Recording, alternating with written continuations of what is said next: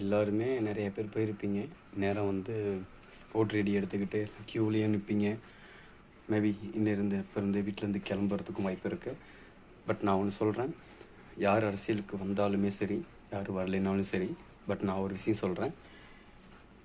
அப்படின்னா இன்றைக்கி நம்ம நாட்டுக்கு ஒரு மிகப்பெரிய டே, அதாவது ஒன் டே எலெக்ஷன் டே. இன்னைக்கு பாலியல் வன்கொடுமை இது முக்கியமாக இப்போ இந்த நாட்டில் அதிகமாக பரவிட்டுருக்கு.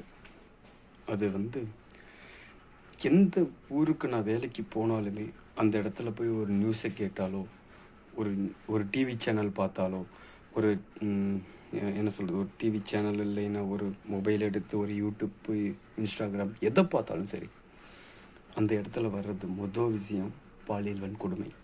இது வந்து ரொம்ப நிறைய இருக்குது. இது வந்து எப்படின்னா மிருகங்கள் வாழ்கிற நாடாக மாறிடுச்சு. இது வந்து மனிதர்கள் வாழ்கிற நாடு கிடையாது, மிருகங்கள் வாழ்கிற நாடு இது. இதை வந்து மாற்றணும் அப்படின்னா உங்களால் மட்டும்தான் முடியும்.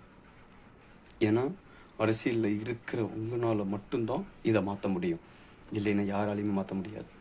எல்லாருமே ஏரியாவுக்கு ஏரியா, சந்துக்கு சந்து எல்லா பொண்ணுங்களையும் கற்பழிச்சுக்கிட்டு தான் இருப்பாங்க. எல்லாத்தையுமே என்னால் நிறைய வீடியோ நான் பார்த்துட்டேன். பட் ஆனால் ஒரு விஷயம் சொல்கிறேன், எல்லா வீடியோவும் எல்லாருமே பார்த்துருப்பீங்க. ஆனால் எனக்காக நான் ஒன்று சொல்கிறேன், நான் ஒரு இந்திய குடிமகனாக சொல்கிறேன், இந்த பாலியல் வன்கொடுமைக்கு ஒரு தீர்வு வேணும், கண்டிப்பாக வேணும். ஏன்னா அப்போ தான் இந்த நாடு வந்து ஒரு இடத்துல நிற்கும். இந்தியாவுக்குள்ளே போனால் பெண்கள் சுதந்திரமாக போகலாம், பெண்கள் சுதந்திரமாக நடக்கலாம், பெண்கள் ஒரு இடத்துக்கு போய் வேலை செய்யலாம் தைரியமாக, அப்படிங்கிற ஒரு நம்பிக்கை எல்லாருக்கும் வரணும். ஆனால் இந்த இந்தியாவுக்குள்ளே வந்துட்டோம் அப்படின்னா இப்போ இருக்கிற சூழ்நிலை எல்லாரும் பாலியல் வன்கொடுமை பயமாக இருக்குன்ட்டு எல்லோரும் வெளியே போயிடுறாங்க.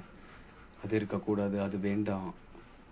என் பதிவு தப்பாக இருந்தாலும் சரி, சரியாக இருந்தாலும் சரி, அது உங்களுக்கு தெரிஞ்சால் போதும்.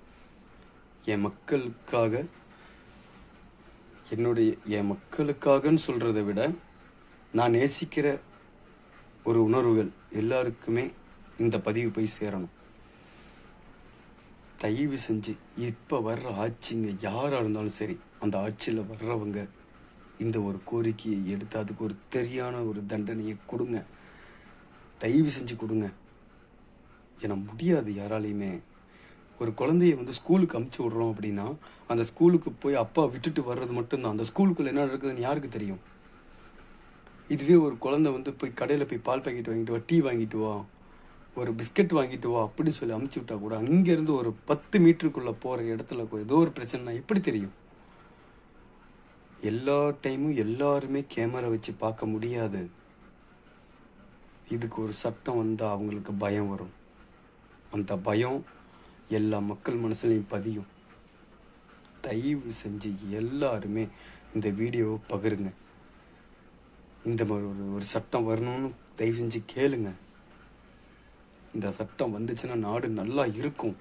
நம்ம நாடு இந்தியாவில் 4வது இடத்துல இருந்துட்டு இருக்கு இப்போ வரைக்குமே. அது 50வது இடத்துக்கு போயிட வேண்டாம். பாலியல் வன்கொடுமையால் இந்த நாடு 50வது இடத்துக்கு தள்ளப்பற்ற வேண்டாம். தயவு செஞ்சு ஒரு சட்டத்தை கொண்டு வாங்க. நான் இன்னைக்கு தேர்தல், நமக்கு அடுத்த வாரமோ அடுத்த மாதமோ அடுத்த வருஷமோ அடுத்த வருஷத்துக்கு அப்புறமோ எப்போ வேணால் அந்த விஷயம் திருப்பி நடந்துக்கிட்டு தான் இருக்குது. இப்போ வரைக்கும் நடந்துக்கிட்டு தான் இருக்குது, இப்போ வரைக்குமே நடந்துக்கிட்டு தான் இருக்குது. அது மாற்றத்துக்கு, அதை மாற்றுறதுக்கு ஆள் யாருமே வரலையே. தயவு செஞ்சு மாற்றுங்க. இந்த நாடு நல்லா இருக்கணும். ஏன்னா அது வேண்டாம்.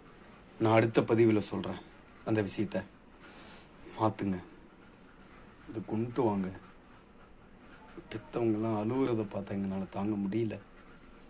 எனக்குன்னு என் வேலை இருக்குது, என் ஃபேமிலி இருக்குது. ஆனால் பெண் குழந்தை, நம்ம வீட்லேயும் பெண் குழந்தை தான். அந்த பெண் குழந்தைய வெளியே அனுப்புறதுக்கு கூட பயமாக இருக்கே. யாரை நம்பி அனுப்புறது? சித்தப்பனை நம்பியா? இல்லை சொந்தக்காரங்களை நம்பியா? இல்லையே. எல்லாருமே எல்லா விஷயத்துலையும் மாறதான் செய்வாங்க.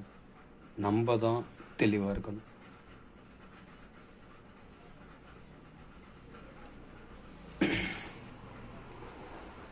இந்த நாடு மாறணும்.